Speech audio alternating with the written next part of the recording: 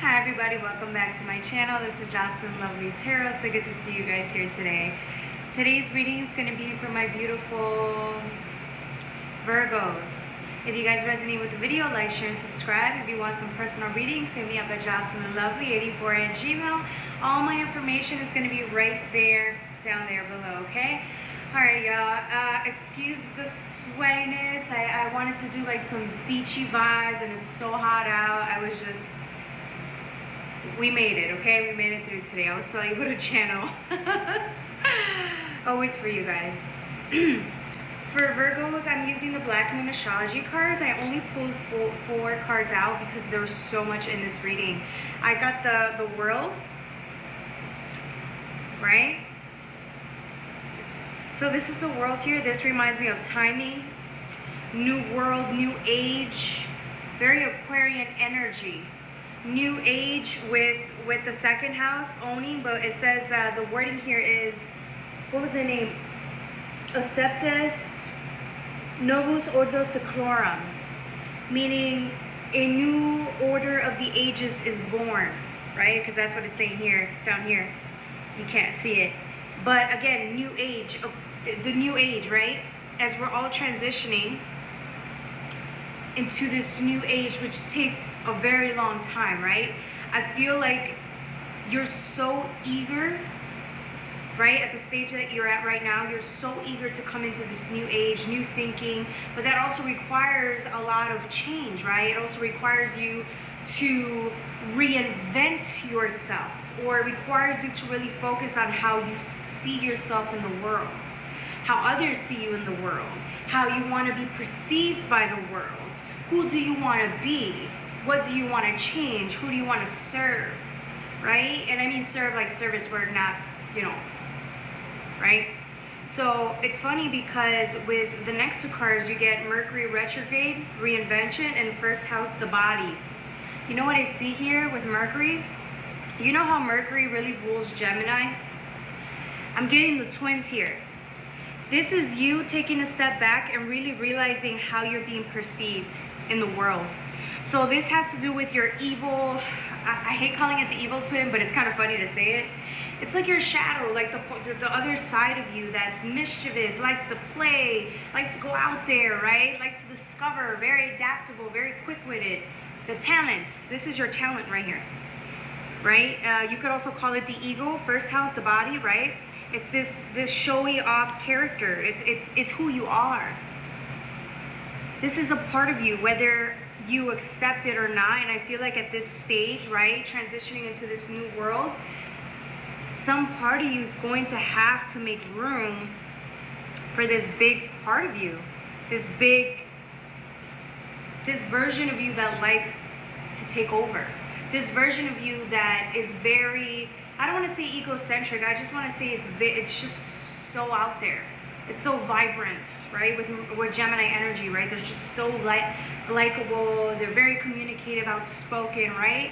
And I feel like some of you guys, this is like your more tamed, calmer, perceptive version of you is actually having a hard time really accepting that this part of you, this is also a part of who you are.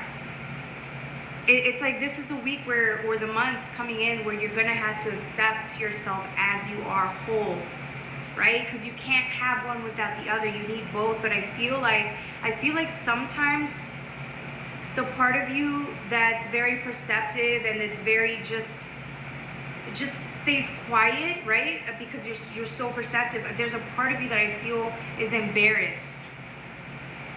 You're embarrassed that there's the shadow aspect of you that likes to be outspoken, that likes to, it's more of like very adventurous, right? Would say the wrong thing to the wrong person, but it doesn't care. Because it's its own self, right? It's its own entity and it knows how to be. It just wants to be. It wants you to accept yourself so that it can go out there and be the most authentic version that it can be without you feeling ashamed of this other part of you. I hope I'm making sense here. So it's almost as if it's asking you, like, you've tried for years, right? A lot of us have tried for years to live without this part of ourselves. Only to realize that that doesn't work, right? We've done it, we've tried to ignore it, we've tried to shut it down, we've tried to yell at it, we've tried to hate it. And all it ever did was make us feel incomplete because it's still a part of us, right? So now it's like, this is the time. It talks about reinvention with Mercury retrograde. It's time to really not only accept that this is another aspect of you that's actually very beneficial, but you guys need to learn how to work with that energy. It's learning to sit there, observe it, and realize where this energy, this other half of you, can be utilized best. It's your job to tame that other side of you, right? Not control it, tame it. But you cannot tame, you cannot work or partner with another aspect of yourself that you're still ashamed of. Do you see what I'm saying? Because it knows you're ashamed of it. And all it wants is your approval. It doesn't give a fuck about your partners. It doesn't care about your mother. It doesn't care about anybody else but you. It just wants you to accept yourself as you are. This is your other side. It needs you to accept it.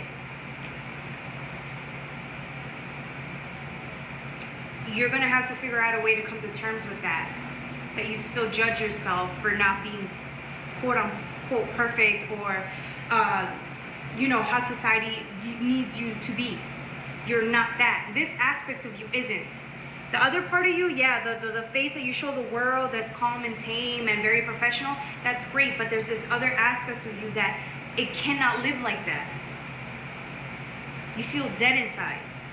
So this other aspect of yours is dying to be a part of the everyday adventure.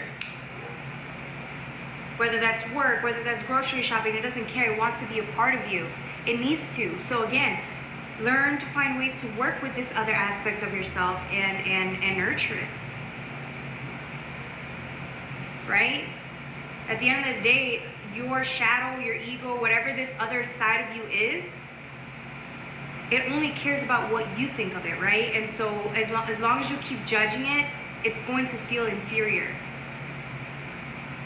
Aren't you tired of feeling inferior or ashamed of other aspects of you?